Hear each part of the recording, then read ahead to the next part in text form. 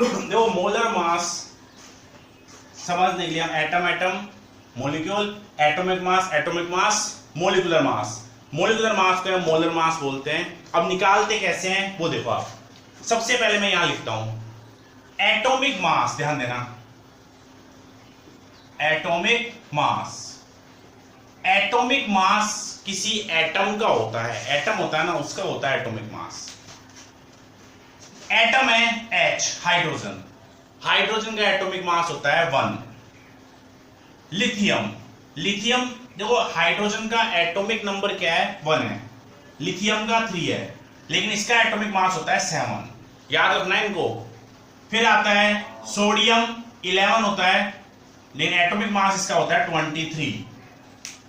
फिर आता है क्लोरीन, एटॉमिक नंबर 17 होता है, इसका एटॉमिक मास होता है 35.5। फिर आता है अपने पास पोटेशियम, इसका होता है 19 एटॉमिक नंबर, एटॉमिक मास होता है इसका 39। फास्फोरस आता है, इसका होता है 15, इसका एटॉमिक मास होता है 31। कॉपर होता है जिसका एटॉमिक नंबर होता है 6, एटॉमिक नंबर होता है इसका 29, लेकिन इसका एटॉमिक मास होता है 63। मतलब ये लाइन, ये टेबल हमें याद करनी है।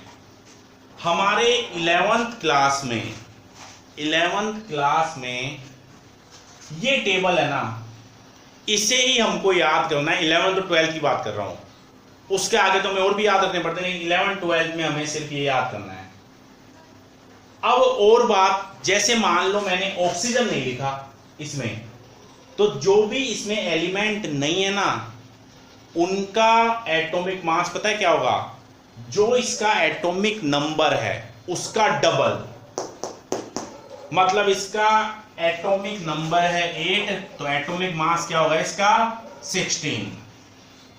कहने का मतलब है जो इसमें दे रखे हैं उनका तो आपको याद रखना है, लेकिन जो इस टेबल में नहीं है उसमें आप जो एटॉमिक नंबर है ना उसका डबल कर देना। जैसे मान लो नाइट्रोजन है 7 होता है, इस टेबल में है क्या, इस टेबल में नाइट्रोजन नहीं है, तो 7 का डबल क्या होगा 14।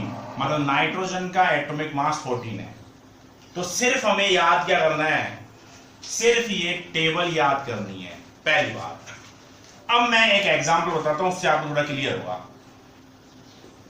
मैंने लिखा NaOH और मैंने यहां पे कहा Na एक एटम है, एटम, ऑक्सीजन एटम है, हाइड्रोजन एक एटम है, तो पूरे मिलके क्या बन गए, एटम एटम मिलके क्या बनाते हैं मॉलिक्यूल। मतलब NaOH एक मॉलिक्यूल है। इस मॉलिक्यूल का निकालेंगे मॉलिक्यूलर मास। एटम का तो एटॉमिक मास होता है, मॉलिक्यूल का होता है मॉलिक्यूलर मास या मोलर मास। निकालते हैं तो पहले Na का एटॉमिक मास देखो कितना है, Na का 23, तो यहां लिखेंगे पहले Na की जगह 23। जब हम एक एलिमेंट से दूसरे एलिमेंट मतलब Na से ऊपर जा रहे हो तो प्लस का चिन्ह आता है, पॉजिटिव चार्ज, तो प्लस।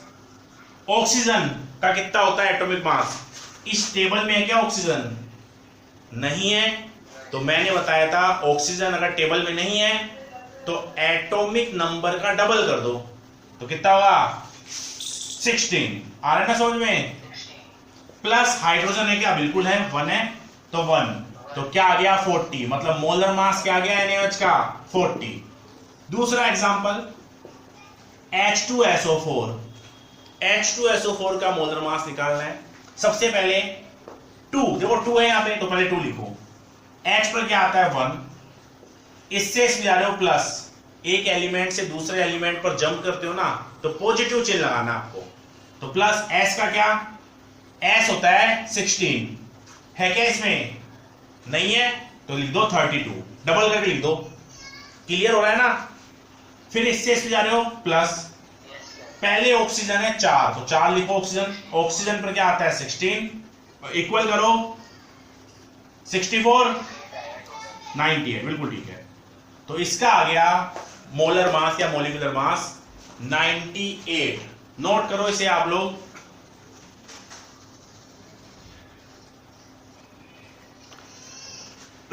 अब बात आती है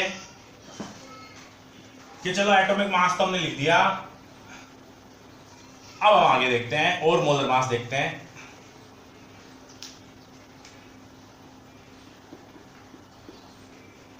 मोलर मास मॉलिक्यूल का होता है और एटॉमिक मास एटम का होता है। अब मान लो ये आ गया क्वेश्चन, NH3 CO2 CH4, इन सब के, ये मॉलिक्यूल ही तो है, मॉलिक्यूल है, इसलिए इन सब के मॉलिक्यूलर मास निकालने हैं या मोलर मास निकालने हैं। पहले NH3, N कितना होता है 14 प्लस 3 1, इसका कितना आ गया 17। CO2 का, C का क्या होता है 12 प्लस 2, ऑक्सीजन का 16। समझ में नहीं आए तो बोल देना, 12 कार्बन का चेंज हो रहा है इसलिए प्लस 2, ऑक्सीजन है क्या इस टेबल में, नहीं है तो डबल कर दो ऑक्सीडेशन नंबर, यानी ऑक्सीडेशन क्या एटॉमिक नंबर डबल कर दो, तो कितना आ गया इसका 44। यहां आओ CH4, CH4 का क्या होता है 12 प्लस 4 1, तो कितना आ गया 16। क्लियर हो सभी के?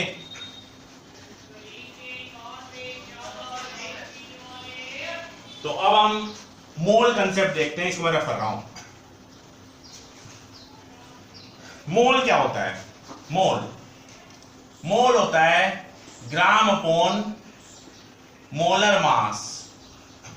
अब देखो ध्यान देना, यहां ग्राम अपॉन मोलर, ये नोट कर लेना आप लोग फटाफट, ग्राम अपॉन मोलर मास है, लेकिन जरूरी नहीं है अगर मॉलिक्यूल का दे रखा है तो मोलर मास होगा, और अगर एटम का दे रखा है तो क्या होगा एटॉमिक मास। मतलब मोलर मास के ऑब्लिक में क्या लिख लो एटॉमिक मास। कोई दिक्कत थोड़ी है इसमें?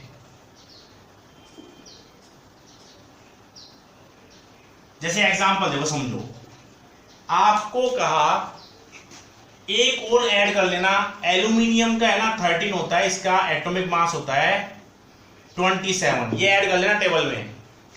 टेबल जो है ना उसमें एल्यूमिनियम भी ऐड कर लेना, क्योंकि एल्यूमिनियम का भी याद रखना पड़ता है। एल्यूमिनियम का होता है 27, लिख लेना है, एल्यूमिनियम का एटॉमिक नंबर 13 और 27 होता है एटॉमिक मास। तो एग्जांपल देखो, जैसे मान लो आपसे बोले कि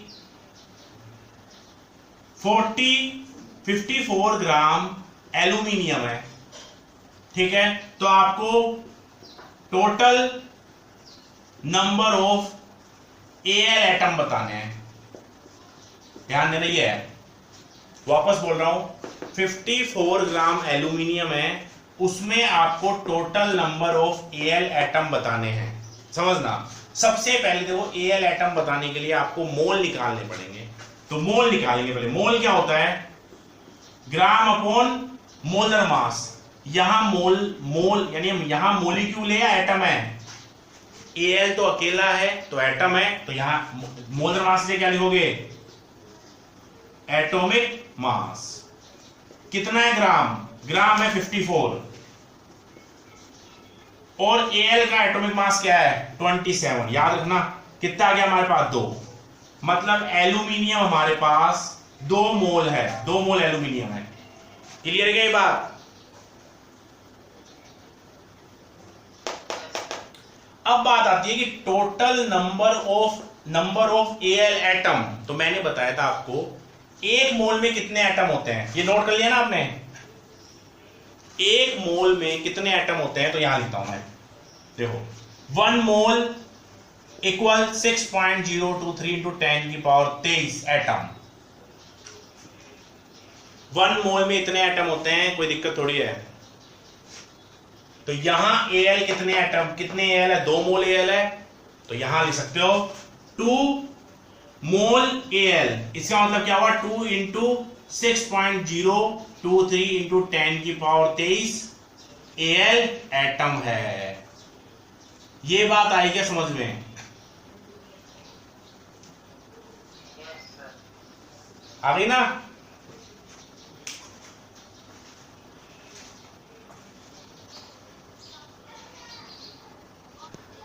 सबसे पहले जो क्वेश्चन वापस देखो, क्वेश्चन है 180 ग्राम वाटर है, क्या?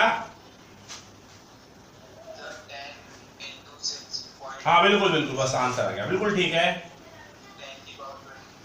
ठीक है, देखो कैसे किया, पहले मोल निकाल लो। मोल क्या होंगे ग्राम 180 अपॉन मोलर मास, H2O का मोलर मास निकालते हैं। H2O का मोलर मास क्या होगा, देखो 2 1 प्लस 16 कितना आ गया 18। H2O का मोलर मास आ गया 18, मतलब हमारे पास आ गया 10 मोल H2O। किसी को कोई प्रॉब्लम हो इसमें तो बता देना। 10 मोल H2O हो गए। अब आपको पता है टोटल नंबर ऑफ मोलिक्यूल निकालने हैं। एक मोल में 6.023 इंटू 10 की पावर 23 मोलिक्यूल होते हैं, यही तो होता है। तो आपके पास 10 मोल H2O में कितने होंगे, 10 मोल H2O में होंगे 6.023 इंटू 10 की पावर 23 इंटू 10 मोलिक्यूल किसके, H2O के। मल्टीप्लाई कर दो तो 6.023 इंटू 10 की पावर एक जुड़ गया, इसमें 24 मोलिक्यूल होंगे। ये आपका आंसर है, इसमें ये हो गया हमारा आंसर, ठीक है। देखो क्वेश्चन काफी बढ़िया है।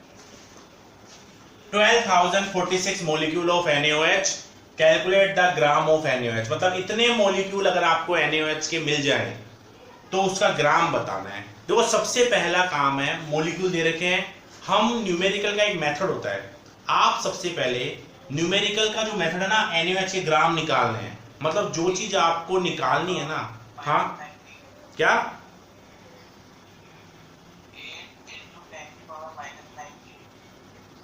अच्छा चलो देख लेते हैं।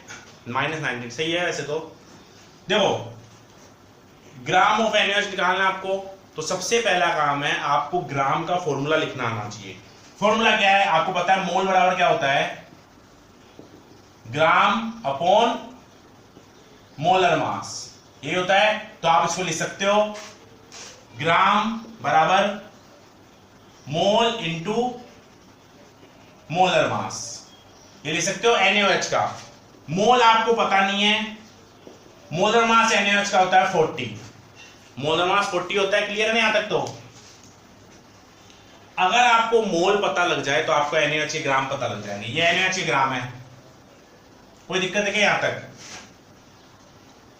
अब आप यहां देखो, इतने मॉलिक्यूल दे रखे हैं NaOH के, इतने ध्यान रखना मॉलिक्यूल दे रखे हैं। तो सबसे पहले आपको मोल निकालना है, तो आप सभी को पता है 6.023 इंटू 10 की पावर 23 मोलिक्यूल, ये मोलिक्यूल बराबर होता है 1 मोल। कोई दिक्कत थोड़ी है इसमें,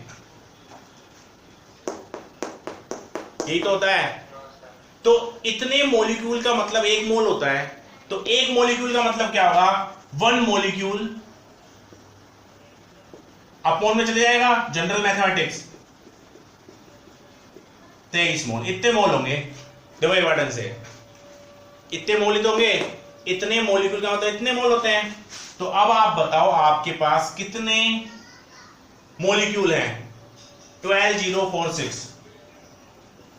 इतने मोलिक्यूल अगर होंगे, इतने मोलिक्यूल्स अगर होंगे, एक मोलिक्यूल के में इतने मोल हैं, तो इतने मोलिक्यूल में क्या होंगे, मल्टीप्लाई हो जाएगा। पता नहीं सबको?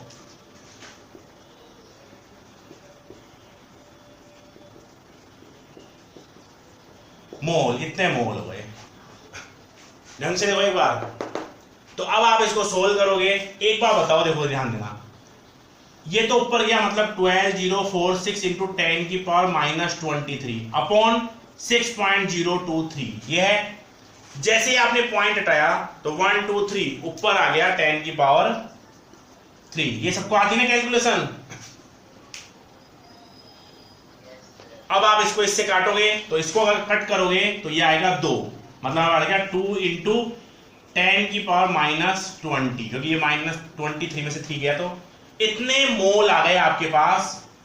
अगर आपके पास इतने मोलिक्यूल है तो इतने मोल हो गए। तो मोल पता लग गया आपको, वैल्यू पुट करेंगे 2 इंटू 10 की पावर -20 इंटू 40, क्या आ गया 80 इंटू 10 की पावर -20।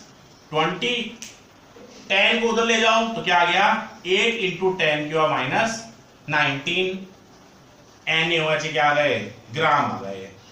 मतलब बहुत कम, इतने ग्राम का NaOH होगा अगर इतने मॉलिक्यूल हुए तो।